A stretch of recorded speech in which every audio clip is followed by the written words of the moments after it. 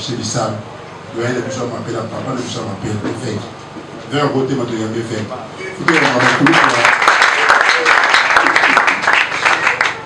Merci beaucoup à Apôtre Michel Ignaka, merci Docteur Simon, merci Pasteur Moïse, merci Prophète Dieudonné Lissas.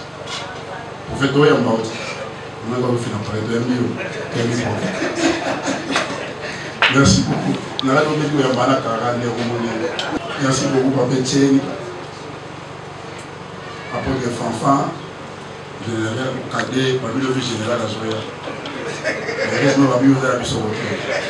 Bishop Siloé, Pasteur Mouta, Prophète Yemoro, Mouto.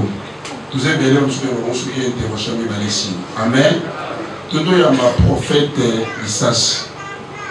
En tout cas, Azul va tellement bien à part enseigner. Quand papa je vais ajouter un amour au coach Bilal. Donc, Azul pas mon ami sur Caroline. Faut pas dire bon là. Ok. Toi Azul est bon. Comment c'est là toi Christ là? Toi avant à capter ma peau, trouver nos amis. Tout est médicolo. Le prophète, vraiment, quand on a pour ça,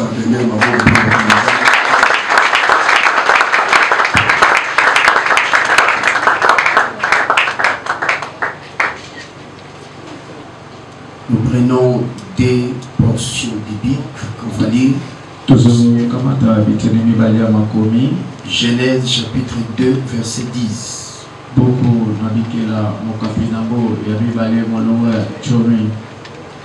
Un fleuve sortait d'Éden pour arroser les jardins, et de là, il s'est divisé en 4 bras. Nous prenons Jérémie chapitre 1, verset 4. 4 à 5. Jérémie 1, 4 à 5. La parole d'Éternel me fit adresser en ce mot. Avant que je t'eusse formé dans le ventre de ta mère, je te connaissais, et avant que tu fusses sorti de son sein, je t'avais consacré et je t'avais... C'est-à-dire, il témoigne, il donne sa version de fait par rapport à ce qu'il a vécu personnellement. Mais dans le sens biblique, le témoignage est assimilé à ce que les apôtres faisaient à aller partout. L'évangélisation.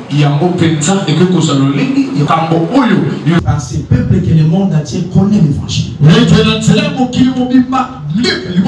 Dieu a taillé leur manière de vivre par un ensemble de règles, de préceptes qui étaient à la fois morales, sociales, rituelles et culturelles, contenues dans ce qu'on appelait la Torah.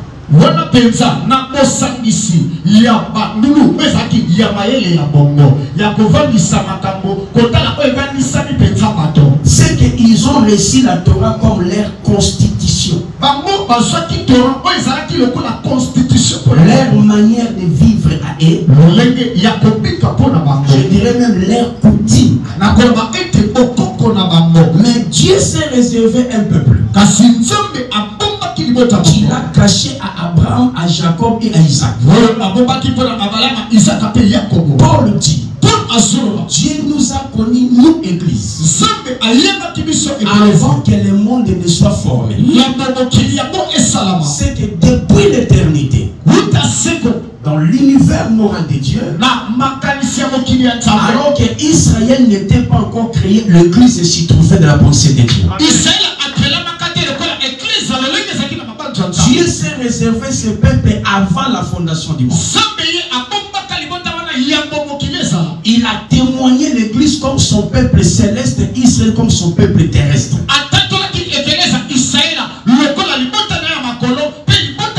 Et Israël ne devait précéder que pour préparer la venue du peuple céleste. Voilà pourquoi Israël ne peut pas être l'épouse de Jésus. Parce qu'on ne peut épouser une femme qui est dans une autre famille. Pour comprendre ce que j'ai dit, regardez une allégorie dans Jean 3, 29. On nous parle de l'époux, de l'épouse et de l'ami de l'époux. L'époux c'est Christ. L'épouse c'est l'église. L'ami de l'époux c'est Israël. Or, dans la mathématique du mariage, la femme sort de la côte de l'homme parce qu'il a la même nature que son homme. Comme l'église est tirée de Christ, Christ est céleste, l'église aussi est céleste. La Bible dit tel qu'il est, tel qu'il sommes. Mais ses frères sont terrestres, les amis de l'époux. Nous ne sommes pas les amis, mais nous sommes l'épouse.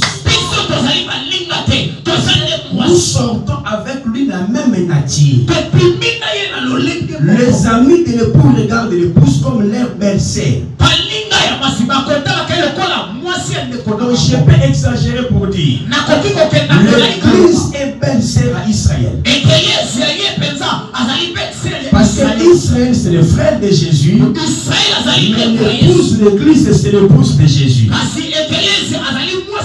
Or l'époux ne peut aller épouser que dans une autre famille pour trouver une femme qui a son espèce. Voilà pourquoi Jésus devrait laisser Israël, ses frères, dans la chair, pour aller dans une autre famille qui est les nations, et épouser l'église qui est sa ressemblance. Et si Israël est déclaré terrestre, nous sommes déclarés célestes. C'est pour nous dire, en tant que ministre de l'évangile, ça fait mal au Seigneur de voir que l'épouse ne connaît plus sa valeur par rapport à son beau-frère.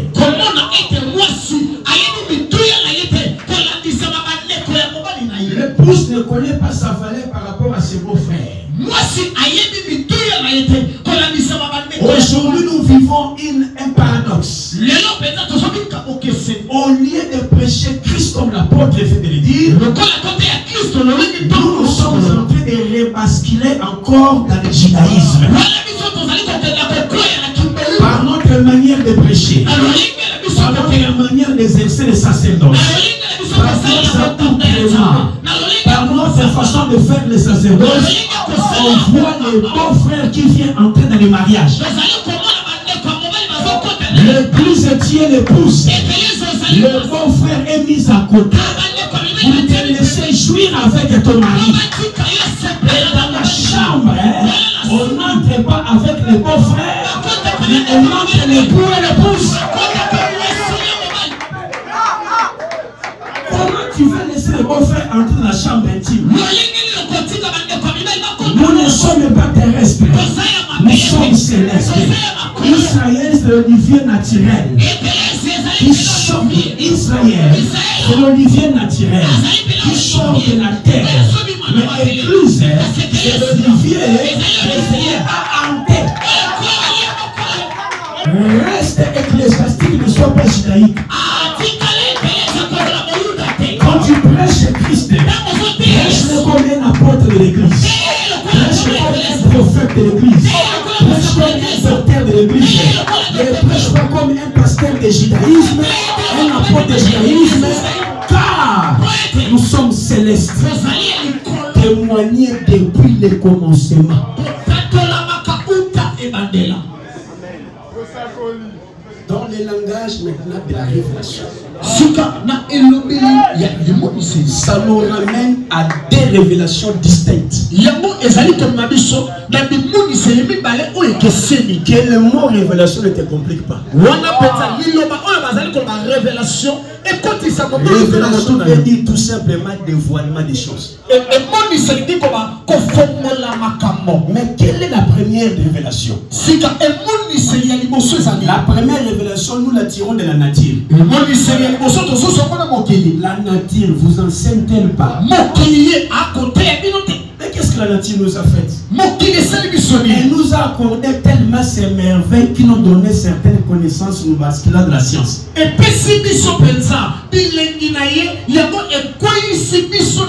nature nous a donné des animaux et on a fait la science et zoologie. La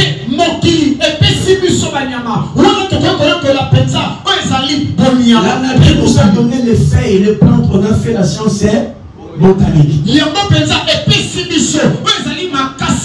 La nature nous a donné les pays, ça nous a donné la politique. La nature nous donne des moyens de vivre, ça nous a amené à l'économie. C'est que la nature, elle-même, c'était l'enseignant. Parce qu'elle nous a révélé les parties, les différentes capacités et facettes de Dieu de la nature. Et ces différentes connaissances ont créé les différents secteurs de la vie.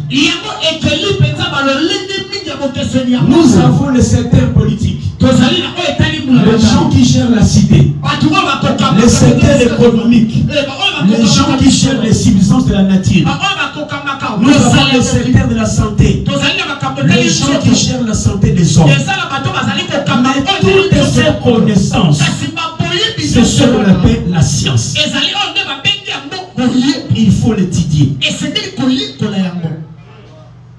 Quand on maîtrise la science qui est la révélation de la nature, il a déjà un pied sur terre. Il va maîtriser la nature. Il va maîtriser la connaissance. Si un juriste venait prier dans son église, il sait comment comprendre que cet homme dans les droits, parce que les droits viennent de la parole. Si un politique vient prier dans son église, il sait comment l'encadrer parce que la politique vient de la parole. Mais toutes ces connaissances qu'on appelle science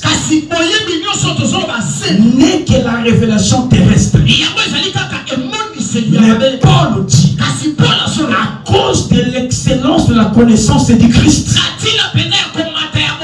toutes ces choses que je voyais comme expert, je les trouve comme de la boue, parce que la connaissance de la révélation du Christ est au-dessus de la révélation de la nature. C'est que la révélation de la nature, c'est la science. L'intelligence, c'est des choses. Mais la révélation du Christ, c'est la personne du Christ qui est née d'une Vierge Marie, qui est vécu sans péché, qui est mort innocemment, qui est sorti le 3e jour, qui est parti devant les gens et qui reviendra et qui jugera les morts. Maintenant, les deux révélations sont hyper importantes pour mettre l'équilibre dans ton ministère.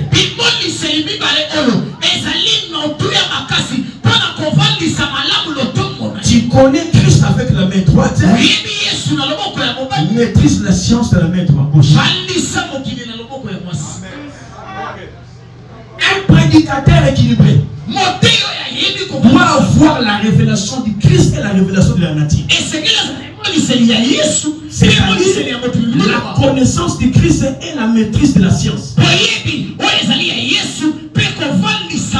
Quand tu ne connais que Christ, mais tu ne maîtrises pas les sciences, un jour tu seras confronté à un auditoire qui va se moquer de toi. D'abord dans ton église.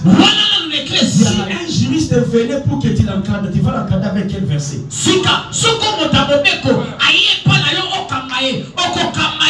Parce qu'il y a des versets qui sont appropriés dans un domaine ou dans un secteur précis dans ta Bible.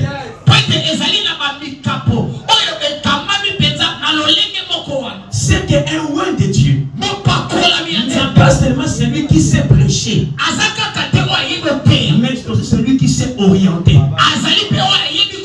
Or, on ne peut pas orienter quelqu'un quand on n'a même pas une minimum de connaissance. connaissance de son domaine. Si un médecin venait prier chez toi, tu le prêches Christ et c'est bon. Mais dans sa carrière en tant que médecin, comment tu peux l'encadrer si tu n'as pas la moindre connaissance sur la médecine?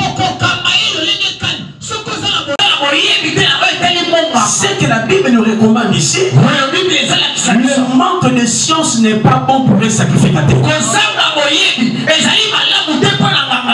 On a la science terrestre et la science céleste. Connaît la science des hommes, maîtrise aussi la révélation du Christ. Car l'évangile n'est pas local mais universel. Je disais, l'évangile n'est pas local. L'évangile est universel. Une fois arrivé au Nigeria, je n'ai pas seulement besoin de l'interprète. Je dois être capable de prêcher en anglais. Parce que c'est la langue que Dieu a multipliée autour de Babel. On apprend l'anglais, on apprend le portugais, on apprend le latin. Parce que l'évangile que tu as peut te mettre dans un auditoire des érudits intellectuels. Il faudra adapter ton langage à l'auditoire. Comment tu peux prêcher Christ devant les ministres? Comment tu peux prêcher la délivrance en Europe? Tu ne vas pas dire que ton père t'a bloqué. On ne va pas te comprendre. Tu vas faire le lien de la famille. On ne va pas te comprendre. Il faudra adapter un langage. Connaissant leur culture, maîtrisant la science, pour les faire parvenir la connaissance avec beaucoup d'excellence. Ton ministère est universel. Mais le manque de science peut te limiter localement. Car il y a des auditoires en dehors de Tchangou, en dehors de Kinshasa, en dehors de l'Europe, qui ont besoin d'un langage adapté à leur culture. Voilà pourquoi j'ai le Paul a dit, avec les juifs, j'étais comme les juifs. Avec les païens, j'étais comme les païens. C'est-à-dire, je leur parlais dans leur langue et dans leur culture pour les comprendre. Sanctificateur, à part l'onction, cherche la connaissance. Il y a la révélation céleste du Christ et la révélation terrestre de la nature.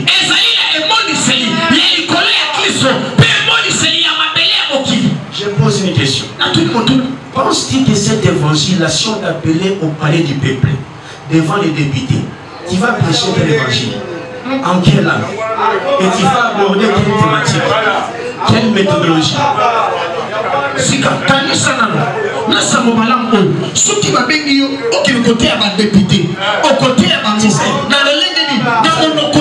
Vous savez, oui, Abraham est comparable à Pierre. Abraham n'a pas étudié. Écoutez-moi, Abraham n'a pas étudié. Pierre n'a pas non plus étudié. Ils sont limités que dans les promesses. Abraham sort d'Israël. Pierre sort l'église. Mais Paul est comme Moïse. Moïse a beaucoup étudié.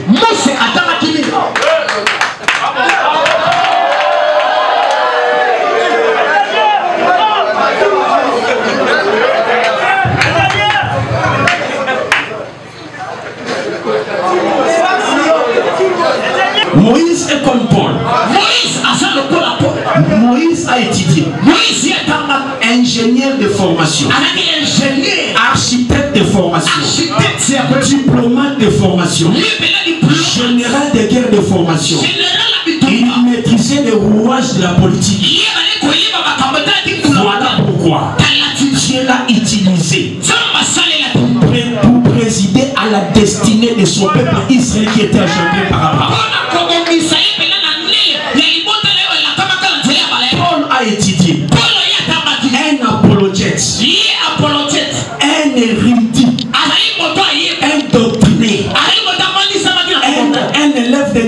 Pierre. Il parlait plusieurs langues. Il avait la connaissance des rois et des nations. Mais c'est lui qui va mener l'église que Pierre a engendré plus loin. Abraham a engendré Israël. Mais Moïse l'a amené plus loin. Pierre a engendré l'église. Paul l'a amené loin. Pourquoi? À part l'onction, la tête. La tête. Il y a des auditoires qui n'ont pas besoin d'onction mais de la connaissance.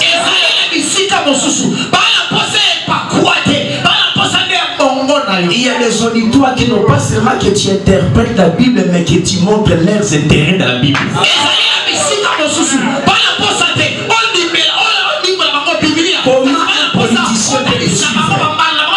Comment un politicien peut te suivre? Lui, il suit ses intérêts. S'il y a ton intervention, il ne voit pas les éléments qui l'informent en tant que politicien chrétien. Il peut fermer sa Bible et sortir. Car dans la prédication, on forme, on informe et on transforme. La prédication doit former, doit informer. L'actualité aujourd'hui, la guerre des Russie, prophétiquement, ça veut dire quoi? Le temps actuel, par rapport à un ingénieur, par rapport à un avocat, qu'est-ce qu'il peut retenir? Quand l'homme ne se retrouve pas dans ta prédication, il va aller prier là où il trouve ses terrains. Pourquoi on a dit nous sommes à l'église n'a pas sauté? Pour toi l'évangile à ghetto. Il faut onction dans tout et ça. Bien, on passe. Dans le langage de la doctrine. Témoignage dans l'aide à Otaba. Nous présente des bases bibliques distinctes. La doctrine est terrestre, mais l'inspiration est céleste. Car sans la doctrine, même l'inspiration ne saura pas où elle peut atterrir. L'homme de Dieu doit maîtriser les fondamentaux bibliques avant de se vautrer dans des révélations inutiles.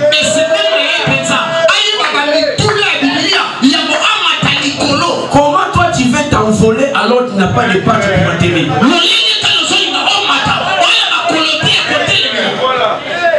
Les ailes sans les pattes, c'est le ventre qui sera amouraché. Le fondamental biblique, l'abandon du péché, le baptême, les œuvres mortes, la foi en Christ, tu ne maîtrises pas, tu nous amènes un message, les ailes du dragon. Tu nous amènes, on ne sait pas où atterrir. Tu vas nous faire atterrir là-bas au Soudan. Montre-nous Jésus dans tes révélations. Pourquoi tu veux t'envoler, tu n'as pas de pattes? La beauté de l'avion n'est pas lorsqu'il s'envole, mais lorsqu'il atterrit. Oh, qu'il s'habille son wapi. Oh, mais il est automatique. Mais ton kita, wapi. La doctrine doit contrôler la révélation et l'inspiration. Qu'est-ce que la doctrine? C'est la personne du Christ, sa naissance, sa mort, sa résurrection, mais aussi les bénéfices de la croix portée. Montre-moi de la Bible où un seul chrétien était lié par des mots. Je ne parle pas des gens, les chrétiens. Quand tu parles des liens de famille, tu prends Lazare. Lazare n'est pas chrétien. Donc les amis c'était leur manière à guérir. Ça n'a rien à voir avec le spirituel. Tu prends Lazare qui est pas chrétien. Tu le ramènes dans l'évangile de sauver. Alors que Lazare était beau frère, toi tu es l'épouse de Jésus. Maîtriser les fondamentaux divorce. Sinon, tu peux avoir ta Bible comme l'a dit mon apôtre. Hein? Mais tu prêches le satanisme. La croix, c'est un package. Tout est à la croix. La libération, le mariage, la grandeur. C'est un kit complet. C'est comme si quelqu'un achète le téléphone. On nous donne les chargeurs. On nous donne aussi les écouteurs. Toi, tu as le téléphone sans charger. C'est le son de mon payer sauter. L'évangile ramassé sans fondement nous embrouille avec des pseudo-révélations. Malheureusement, c'est un évangile sentimental. Prêche l'homme de Dieu. Et toi tu montes. Tu montes. Tu montes. Ne m'a collé ça. Oh, Kita. Dans l'espace. Dans l'espace. Les affermissements qui nous ont aidés de se convertir. Voyez, vous avez dit. Les significations du baptême. Voyez bien voté. La croix c'est quoi? Voyez bien voté. L'assurance du salut. Voyez bien voté. 4 lois spirituelles. Autorité. Maman, voyez les talons de l'aigle. C'est le colon. Il y a un pompe. Pourquoi vous voulez nous embrouiller? Pourquoi vous voulez nous grimacer? Prêchez simple, prêchez vrai, prêchez profond et prêchez doctrinalement. Nous serons sauvés. Une inspiration qui ne s'apparente pas avec la doctrine. Elle vient de la mystification. Je dis toute inspiration qui ne s'accommode pas avec la doctrine. Ça devient une mystification créant des hérésies et les confusions.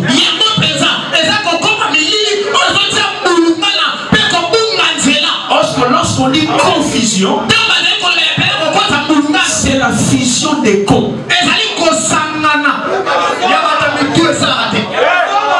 La confusion veut dire la fusion des cons.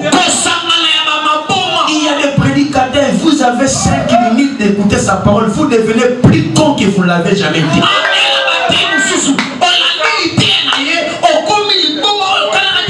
Vous prêchez des bagatelles, des abracadabrants, des marasmes, des choses à dormir debout. Christ ne vous accompagne pas, parce que Christ est à la doctrine. Voilà. Quatrième lavage, selon leur connaissance. Les témoignages d'en haut et d'en bas, selon la connaissance, parle des deux témoignages que Dieu fait de la vie des chrétiens. Les apôtres ont demandé à Christ. Nous avons tout quitté. Nous avons suivi l'apôtre Moïse. Que gagnerons-nous? Christ a répondu. Ici sur la terre, je vous témoignerai, vous serez bénis. Mais à part la vie terrestre, au ciel, je vous témoignerai pour l'éternité. Les témoignages d'en bas parlent de la bénédiction matérielle. Mais les témoignages d'en haut parlent de l'héritage du ciel. On n'est pas ministre seulement pour acheter des voitures. On n'est pas ministre seulement pour avoir une grande église. On n'est pas seulement pasteur pour prêcher la parole. La Bible dit, en ces jours-là, plusieurs diront, Seigneur, Seigneur, n'avons-nous pas prophétisé à ton nom? N'avons-nous pas chassé les démons à ton nom? N'avons-nous pas fait des conférences pour toi? Le Seigneur dira, je ne vous ai jamais connu. Vous n'avez reçu que le témoignage d'en bas. Mais au ciel, vous êtes inconnus. L'homme de Dieu doit savoir. Tu prêches l'évangile, il te sera redemandé un jour. dirait aujourd'hui, on croit que quand on est pasteur, on est exempté de l'enfer. Si tu veux trouver les plus grands Yvonne, cherche-les parmi les pasteurs. Tu veux trouver le plus grand impudique, c'est parmi les pasteurs. Alors que lorsqu'il est...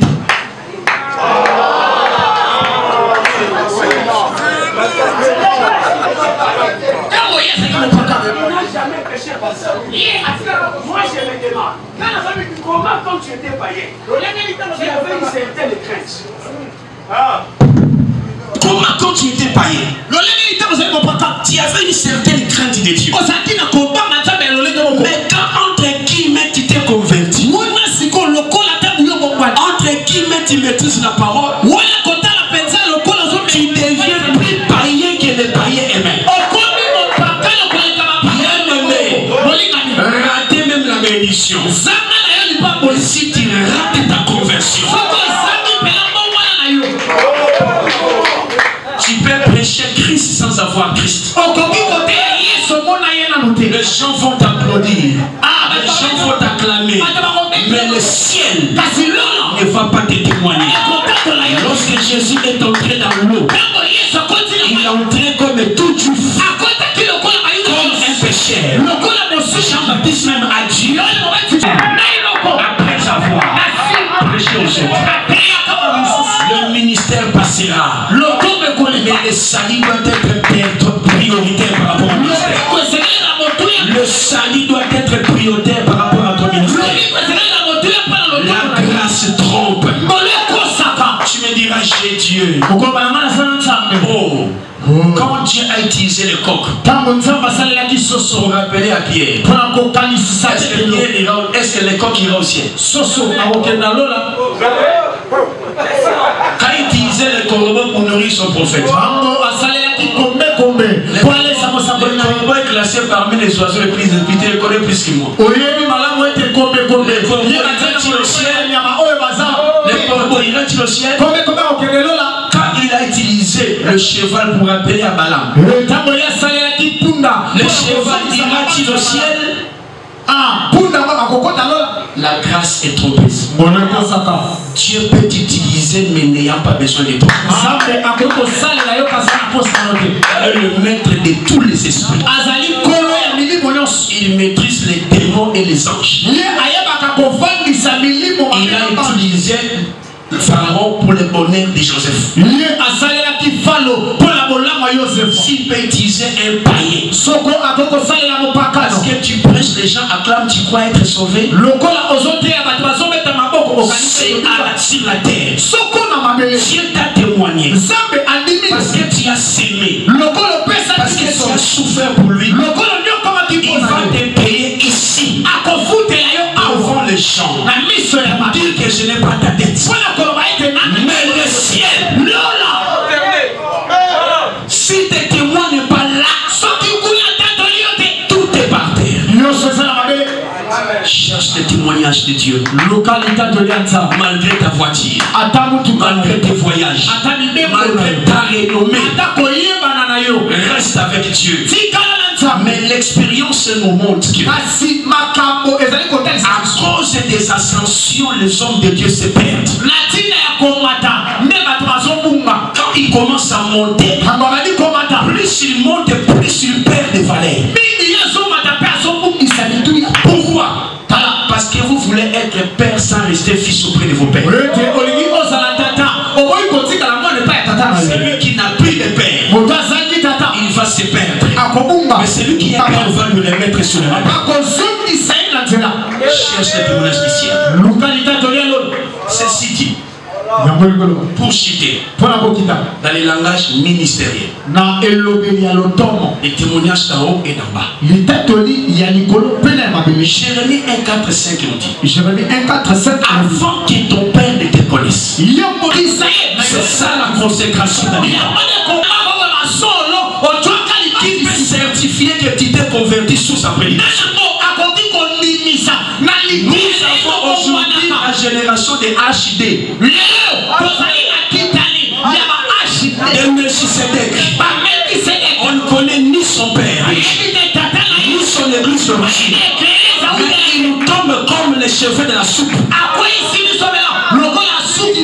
Avec des révélations bidons vidées d'essence. Et ce sont déjà trop impolis, mal éduqués et maladroits. On ne peut pas te valider si on ne connaît pas ton père. En Israël, quand tu fais des exploits, on reliait toujours les exploits à la paternité. T'as vu du renverse Goliath? On va demander, de qui es-tu fils? Bartimée, fils de Timée. Barabas, fils de Bas. Qui est ton père? De qui es-tu fils? On n'a que des rebelles. Les gens qui se rebellent de leurs parents. Un rebelle n'engendrerait que la régénération des rebelles. Qui est ton père? Tu n'as jamais été fils, mais tu veux devenir père de fils. Deuxième étape, tu dois avoir été disciple. Deuxième étape, c'est le disciple. Où tu as été discipliné. Où tu as été brisé. Qui t'a brisé? Qui t'a formé? Qui t'a ajusté? Celui qui n'aime pas les brisements ne sera jamais élevé.